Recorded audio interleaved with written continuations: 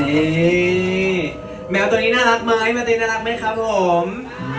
น่ารักอยากได้รับน้องกลับไปเลี้ยงที่บ้านครับแต่มีแค่ตัวเดียวนะต้องแย่งกันหน่อย